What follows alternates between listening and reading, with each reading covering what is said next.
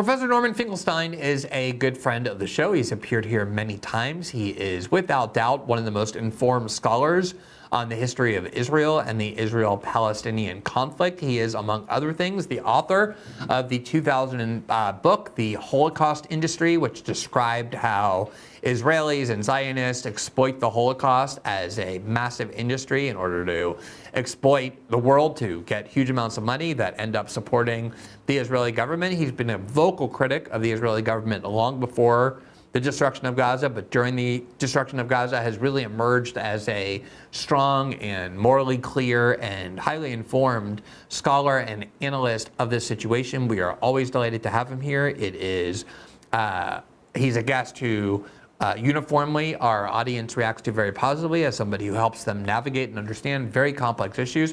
We sat down with him today, a little bit ago, for about an hour and a half, maybe an hour and 20 minutes, in which we explored a wide range of issues, beginning with the ceasefire in Gaza and the Trump administration's policy toward that region and a whole variety of other related issues as well. We're going to show you the first good chunk of this interview here on our Rumble live show, but to hear the rest of it, you can head over to our locals community to hear the rest, the last 20, 25 minutes or so. And you can just simply click the join button to become a member of our locals community, which is absolutely critical to supporting the independent journalism that we do here. Here is our discussion with Professor Finkelstein that we recorded earlier today. Norman, it's great to see you. Thank you for joining us. We haven't spoken since the imposition of, or the agreement to, the ceasefire that was agreed to just days before Donald Trump's inauguration on January 20th. There have been violations of that ceasefire. There's a lot of imperfections with that ceasefire. But do you think the ceasefire itself is a positive step forward when compared to what came before it?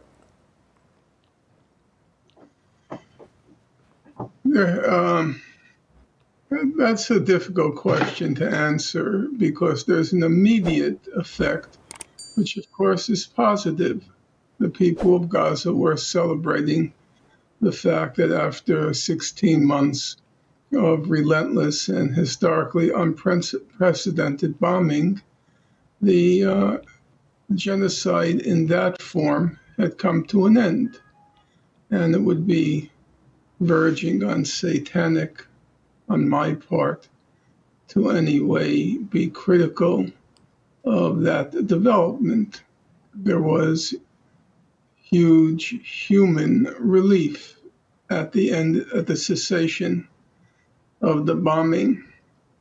As to where it will lead, I'm a little bit skeptical about the terms of the agreement based on two facts.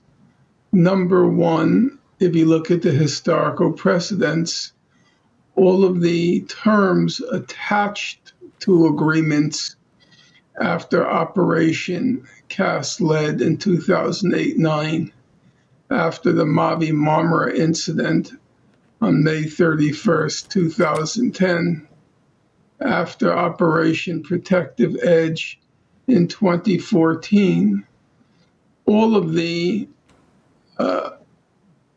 terms, apart from the actual ceasefire, all of the terms to lift the medieval criminal blockade of Gaza, to ease at least the criminal medieval blockade of Gaza, those terms were never honored.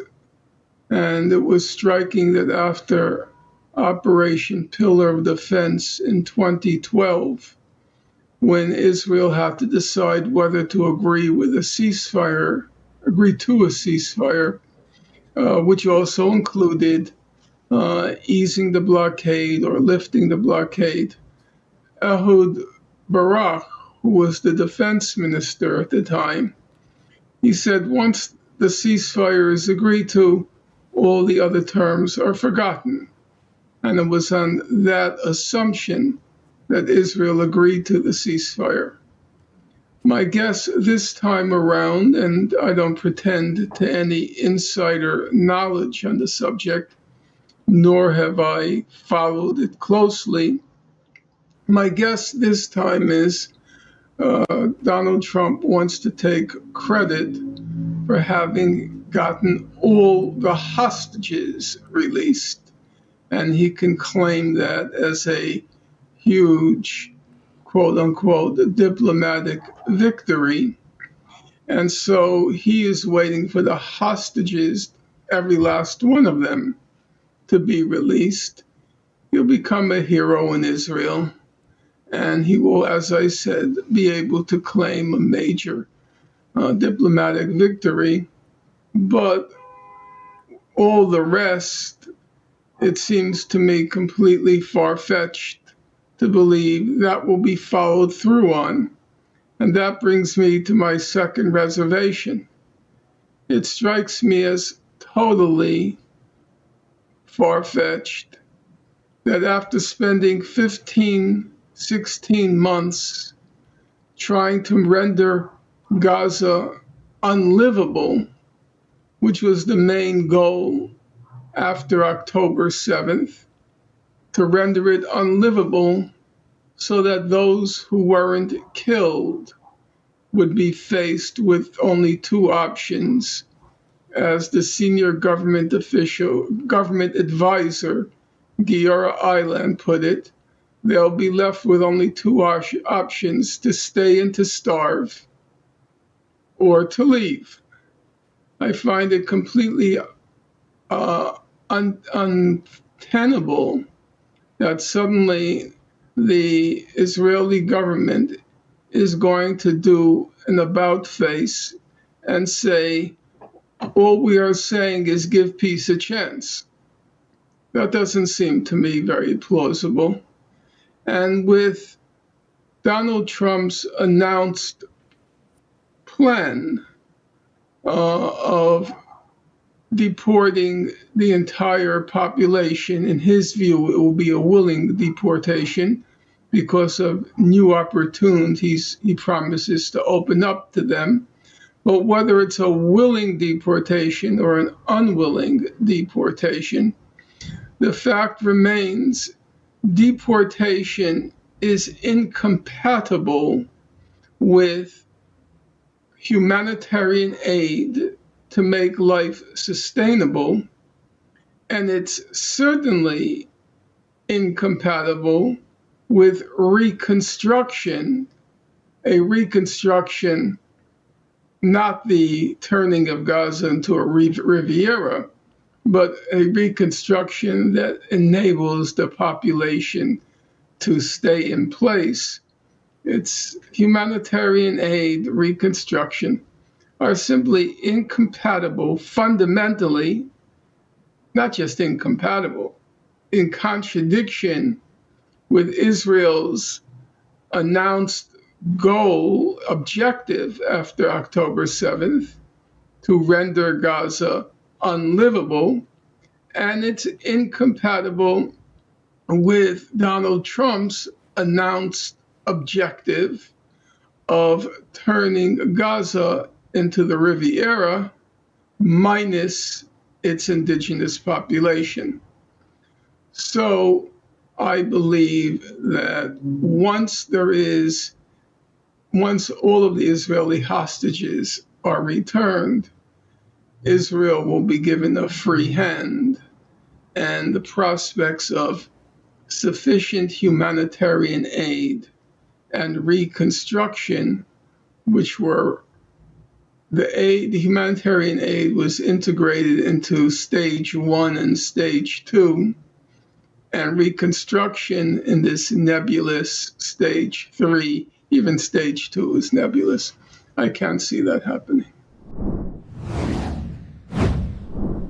In times like these, as we just demonstrated, uncertainty is the only certainty, from geopolitical risks like the ones we've seen in Israel and Ukraine, both of which risk destabilizing global markets, to the Fed's nonstop money printing. It's hard to feel secure about your financial future. Since 2020, the US dollar has lost 24% of its buying power, and with inflation rising and government debt ballooning, your hard-earned savings are at risk. That's why I trust Lear Capital to help me understand the benefits of gold and silver, physical assets that hold their value in turbulent times. Lear has educated me on how one might go about diversifying into gold and therefore give a person and their family control over their financial security. With their helpful guides, you can understand how to take possession of various high-value metals, store them safely, or roll over your IRA or 401k tax and penalty-free. It's easy to get started. Call Lear Capital today at 800-920-8388 or visit leargreenwald.com for your free wealth protection guide. They've got loads of reports to help you understand the current political and economic landscape, and I really recommend them. Here's a special offer for my viewers. You can get a $500 credit toward delivery, storage, or IRA fees with your qualifying purchase. Learn how you can protect your future. Call Lear today at 800-920-8388. That's 800-920-8388, or go to leargreenwald.com. Thanks for watching this clip from System Update, our live show that airs every Monday through Friday at 7 p.m. Eastern, exclusively on Rumble. You can catch the full nightly shows live or view the backlog of episodes for free on our Rumble page. You can also find full episodes the morning after they air across all major podcasting platforms, including Spotify and Apple. All the information you need is linked below. We hope to see you there.